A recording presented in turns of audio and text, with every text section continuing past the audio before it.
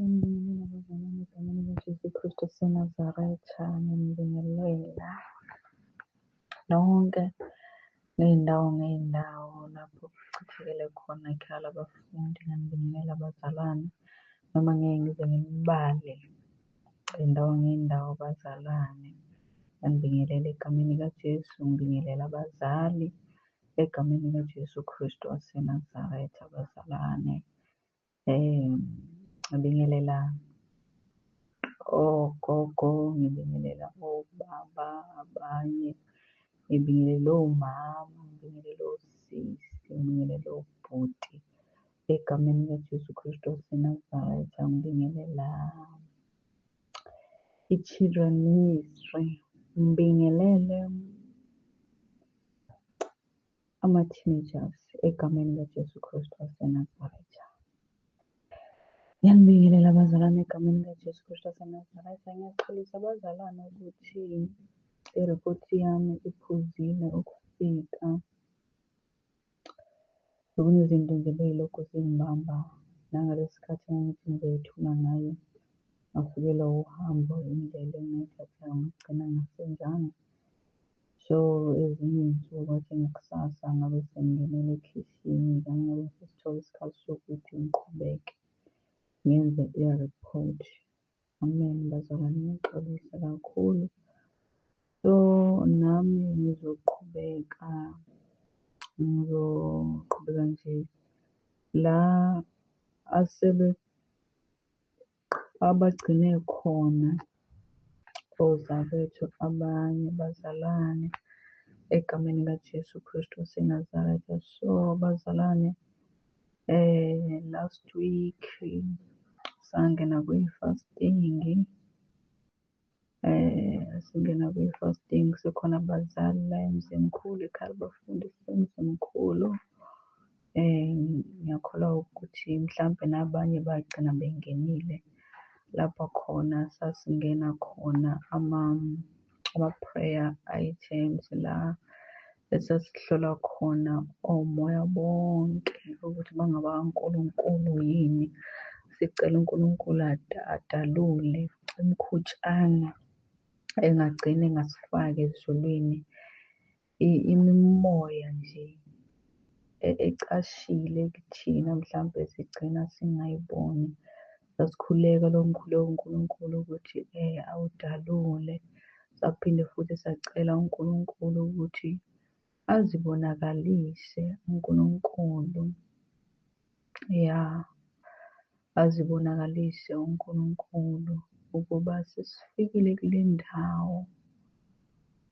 uNkulunkulu abonakale ngemisebenzi yakhe ukuthi ngempela sihamba nosamba noNkulunkulu, singabantwana bakaNkulunkulu.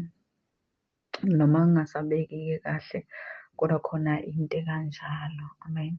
So bazalwane, emkhulekweni wethu-ke imiphumela ibe khona, ibonakele ngempela imiphumela lanxa sesihamba sesiyothula laphaya, kodwa ngeke ngize ngigxile nje kakhulu lapho, kodwa nje imiphumela yona ibonakele kakhulu bazalwane. Sambona uNkulunkulu emanathi ngempela ukuthi uNkulunkulu uma ngabe esekhona akukho okungasivimba, akukho okungavimba ukuba kwenzeke. uNkulunkulu bazalwane wathi noma kuvuka uxokozela, kodwa kwathi uma ngabe sekukhuluma uNkulunkulu kwathuleka, kwathi nya, ngoba sekukhulume izwi likaNkulunkulu ekhulumisa amatshe, njengoba kusho ukuthi uNkulunkulu uyakhulumisa amatshe bazalwane. So sambonga-ke uNkulunkulu nasemkhulekweni, izinto esesiy'khulekela nje kakhulukazi mayelana nokwesaba, sagcina sifika la ukuthi khona iy'lwane kumele zisithobele iy'lwane. Amen bazalwane. So lelo zilelo, okay bazalwane. So safunda ngalo-ke noma bengazi ukuthi okay, kodwa ngizosele sengikhuluma ngoba nakhona mhlawumbe kufakazi ukuthi sake safunda laphana kuGenesis 9 verse 2. So leli zwi leli likhuluma ngokuthi uGenesis 9 verse 2 uthi uvalo nokwesabeka kwenu akube phezu kwezilwane zonke zomhlaba naphezu kwazo zonke izinyoni zezulu naphezu kwakho konke okunobuzelayo emhlabeni naphezu kwazo zonke izinhlanzi kunikele esandleni senu. Amen, bazalwane. Kunikele esandleni sethu. So bazalwane, wathi uma ngabe ubaba ekhuluma leli zwi leli wayesethi uma ngabe silamukele kahle leli zwi leli ey'nhliziyweni zethu asisekho isilwane esisazosesaba.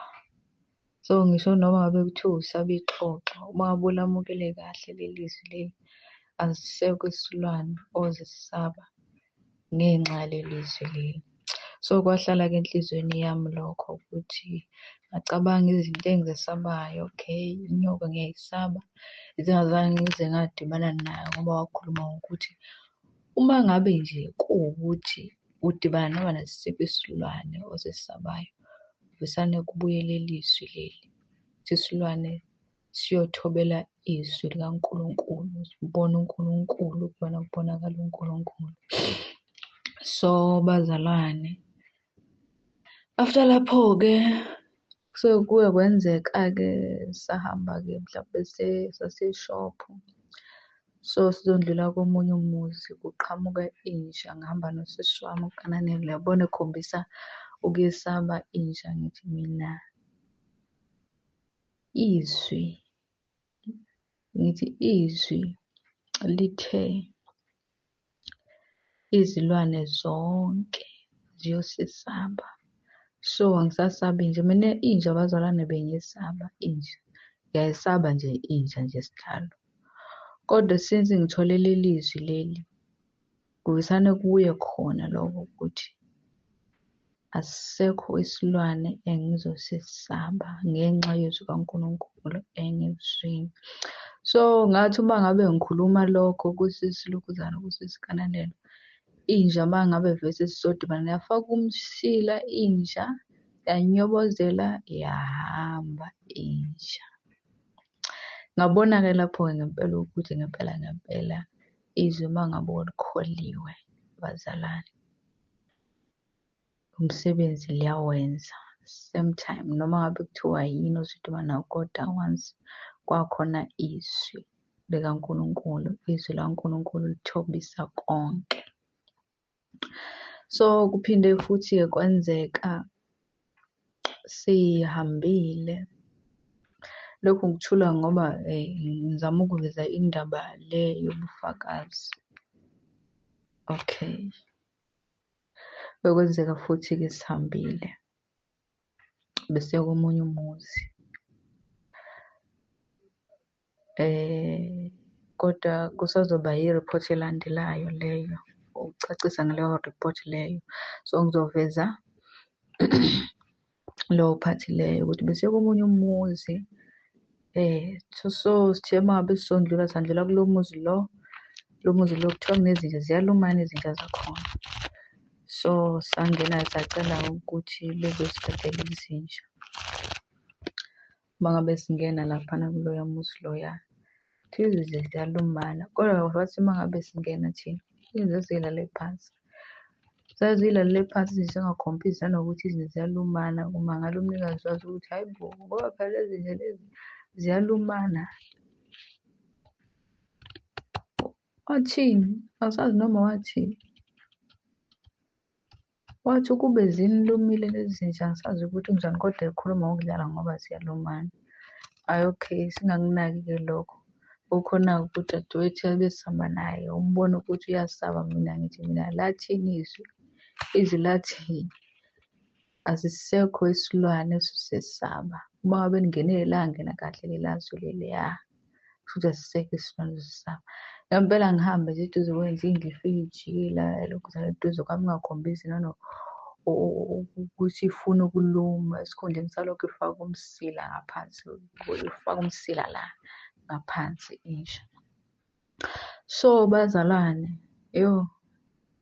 so ngalibona ngempela ukuthi izwi laNkulunkulu ngaze ngaso ngathi mina angisezukuyesaba nje inja bengiyesaba impela, kodwa ngenxa yaleli zwi leli angisezukuyesaba nje. Sengizoyingenela nje, sengizoyihambela ngoba futhi ngilibonile lingisebenzela leli zwi leli. So sathi uma ngabe siphuma-ke sesihamba siyadibana futhi nalezi zinja lezi nalo mama.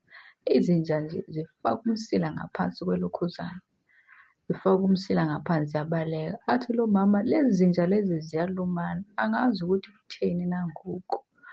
Uthi ziyalumana nje impela, kodwa ngenxa yokuthi kwakuhamba thina azange size silume izinja.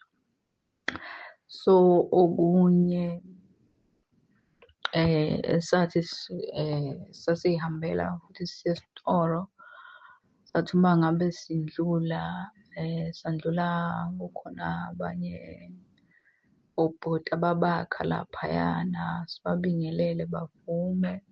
So bese bethi kithina, bese bethi kithina siyabonga ukuthi nilethe isithunzi endaweni yaseLukhasini. Basho nje kanjalo ukuthi siyabonga ukuthi nilethile isithunzi endaweni yaseLukhasini. So kumina kwavela kwamvulela ukuthi okungenzeka mhlawumbe indlela esigqoke ngayo, mhlawumbe abantu bekule ndawo bayamangala indlela esigqoka ngayo, sigqoke sithobekile nje, indlela esigqoka ngayo ayifani nabantu angazi ukuthi ngizochaza ngithini, ayifani nabantu bakule ndawo futhi abantu besifazane abagqoka ngayo. So indlela esigqoke ngayo ilethe isithunzi endaweni yaseKhasini ukuthi kukhona abantu abanje abafika nesithunzi ngendlela abayiyona abathobekile bahloniphayo. Amen bazalwane. So siyambonga uNkulunkulu bazalwane ukuthi kuphi nakuphi la siqhamuka khona kuyavela ukuthi yena uNkulunkulu unathi bazalwane, egameni likaJesu Kristu waseNazaretha. So umkhuleko esasiwukhuleka ubaba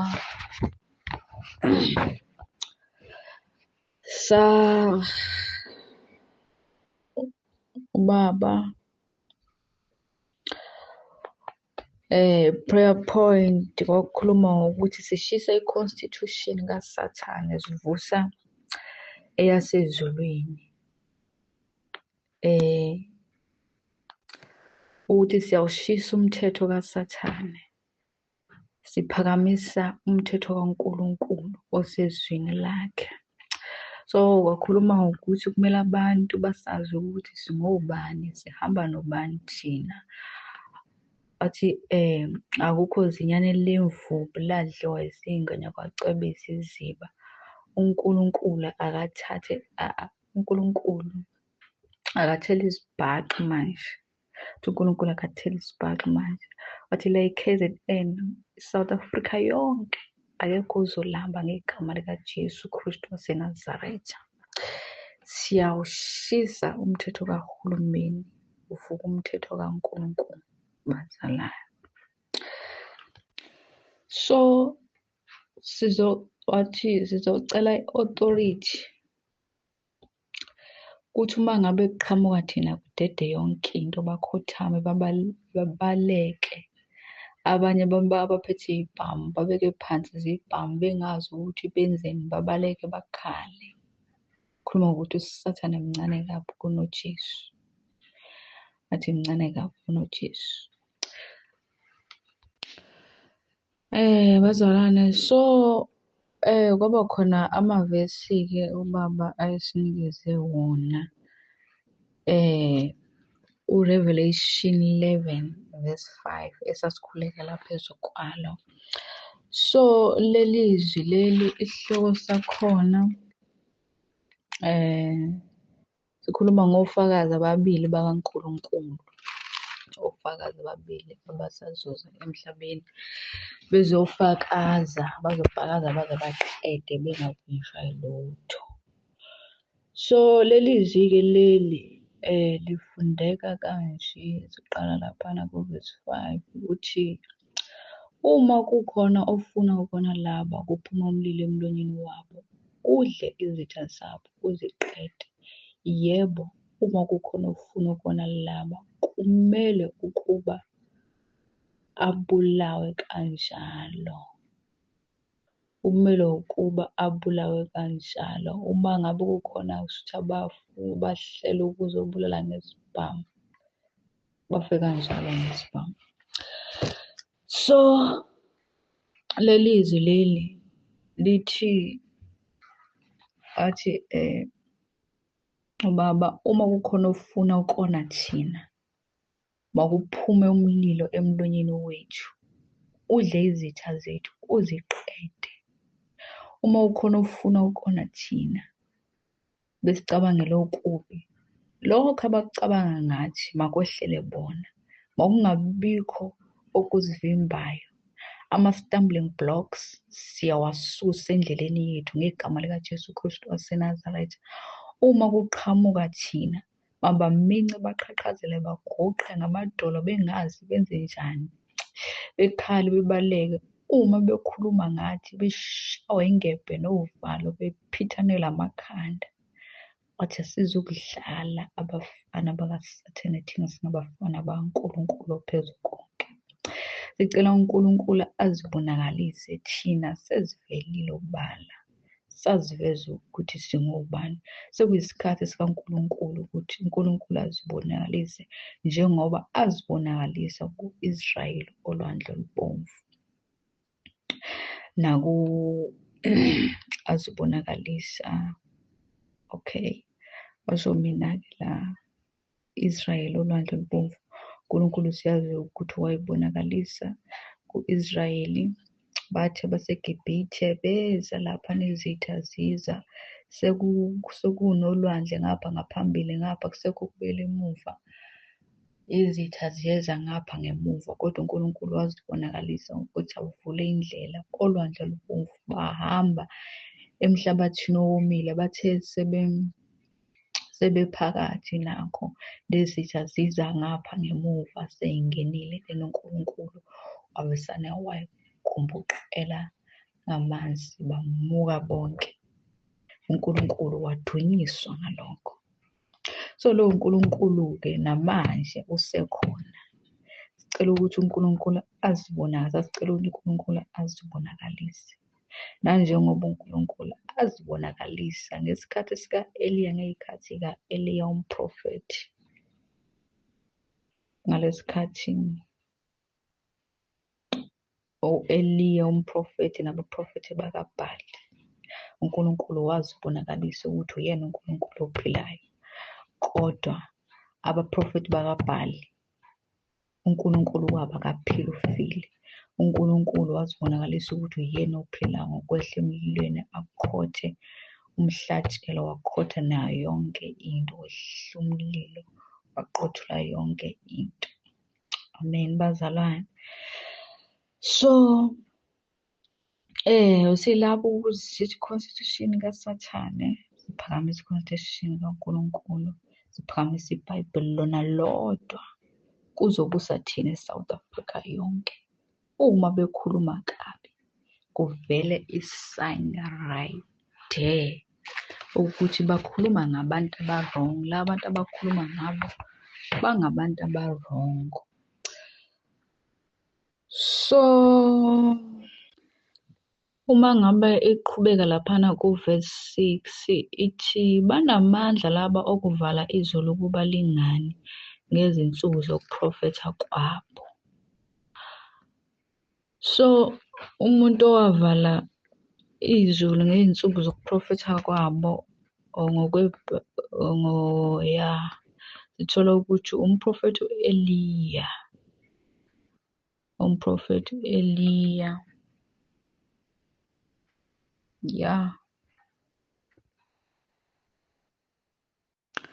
Umprofeti Eliya wathi ukuphila kukaJehova kuyikuba khomazolo, kuyukuna mvula ngaphandle kwezwi lakhe, ngaphandle kokuba kusho izwi lakhe. Ngicabanga ukuthi kuMakhosi, angisakhumbuli kahle, angazi noma amakhosi, angisakhumbuli kahle abazalwane, kodwa khona incwadi yamakhosi. Amen. Siphinde futhi, iqhubeke ithi, futhi banamandla phezu kwamanzi, okwaphendula igazi, nawokushaya umhlaba ngezinhlupho zonke, noma kungaba kangaki ngokuthanda kwabo. Esithi laphana ku-7, kuya ukuthi sebeqedile ubufakazi babo, isilo esiphuma kwalaso siyakulwa nabo, sibanqobe, sibabulala. Njengoba wayesho kubaba ukuthi nathi akukho okuzosivimba, yonke into esifuna ukuyenza soyenza size siyiqede. Ayikho into ezosivimba endleleni yethu. Angeke sidlale usathane. Ayikho into ezosivimba endleleni yethu, yonke into siyoyenza size siyiqede. Amen, bazalwane. Uphinde kwaba khona izwi abase-Efesu 3:20. Efesu 3:20 alikhuluma ngokuthi sinikeziwe amandla.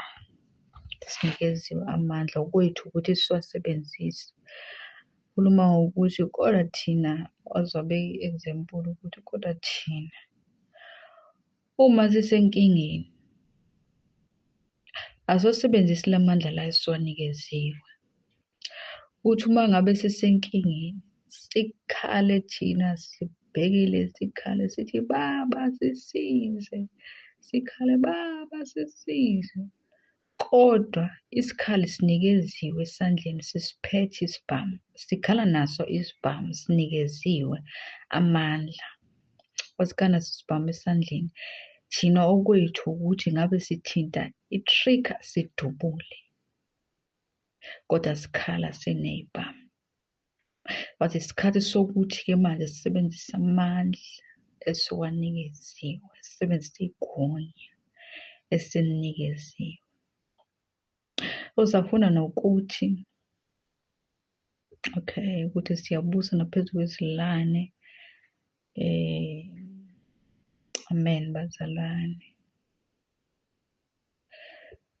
Amen, bazalwane. Safuna nokuthi siyabusa ngaphezu kwezilwane. Kwathiwa ngisho ingane encane bazobekiswa ngokuthi uma ngabe ingane encane nje ihambela uqhamuka inkomo, mhlawumbe ihambe ibhemuzela lokho, mhlawumbe iphethe induku ithi, noma bekuthiwa incane kangakanani, ngenxa yegunya elikumuntu, noma ngabe kuthiwa mncane kangakanani, kodwa inkomo iyo ibalekele umntwana ukuthi mncane kangakanani ngenxa yokuthi umuntu unegunya phezu kwesilwane, uyobaleka.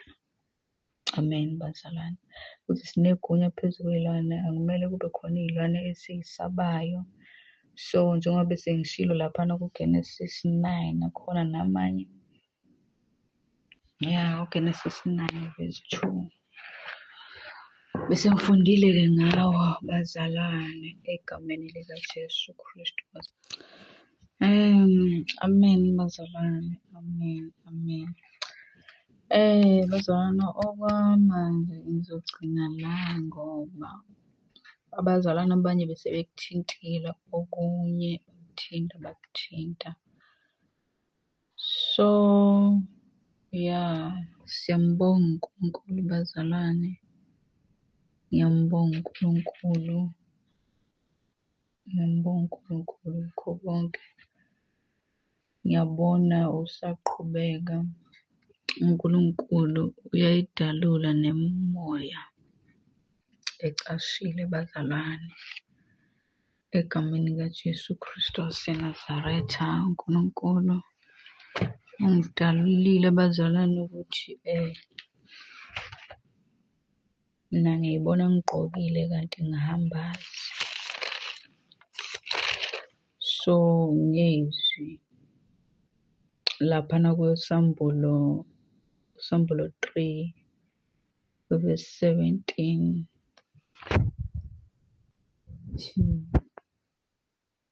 Ngicebile kangiswele lutho. Ngokuba uthi ngicebile kangiswele lutho kanti kawazi ukuthi ungolusizi nohawukela nompofu nophuphuthekayo nohambazi. So bazalwane, verse 18 uthi ngiyakululeka ukuba uthenge ikhimi igolide elihlanzwe ngomlilo ukuze ucebe nezingubo ezimhlophe ukuze wembathe kungabonakali ihlazo lobuze bakho nomuthi wamehlo wokugcoba amehlo akho ukuba ubone. So kuthe mangabe ngiyombuleka lelizwi leli ngayibona abazalwane, ngayibona ngingophuphuthekile ongaboni bazalwane, ngayibona ngingohambazi. Ngani na relaxe kakhulu nokufundwayo angiyiniki isikhathi sokuthi ngigxilise enhlizweni yami, kodwa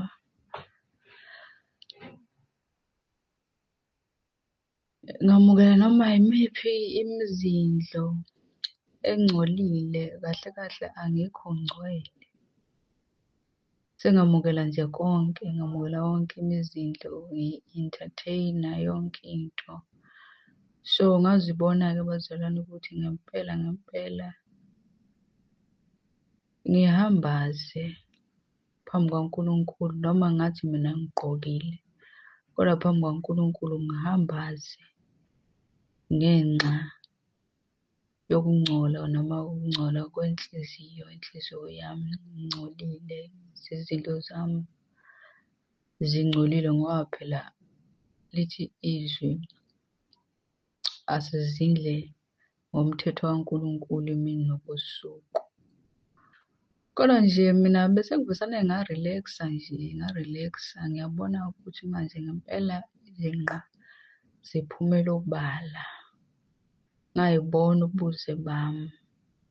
So ngiyathandaza Nkosi ukuba uNkulunkulu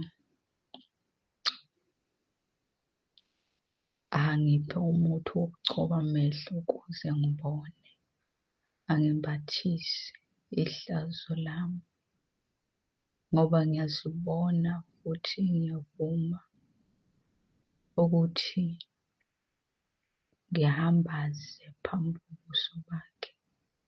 Kuningi-ke nokunye, kodwa ngiyathemba uNkulunkulu ukuthi uzongisiza bazalwane nokukhuthazela. Egameni likaJesu Kristu waseNazaretha, ngiyambonga nje uNkulunkulu ukuthi angidalule kulokhu kade ngingakuboni, ngiy'bona ngirelaxile. Bengayiboni ukuthi ngirelaxile, kodwa khona bengirelaxile. Ngirelaxile nje, ngempela ngirelaxile. Ngizwa ngihlala ezwini, angifunda izwi, relaxile nje. Ngiyabona manje futhi ukuthi kusengokunye uma ngabe sekuqala sekuthiwa umuntu nomuntu kumele ashere. Lesikhathi kwambuleka izinqa nabazali sebengekho, umuntu nomuntu sekumele azimele aveze ukuthi ufundeni-ke manje. Yini lo oyifundayo? Ya bazalwane, ngiyambonga uNkulunkulu kakhulu, ngiyamthanda uNkulunkulu, uyangigcina njalo emseni wakhe bazalwane. Ngegama likaJesu Kristu waseNazaretha. Amen.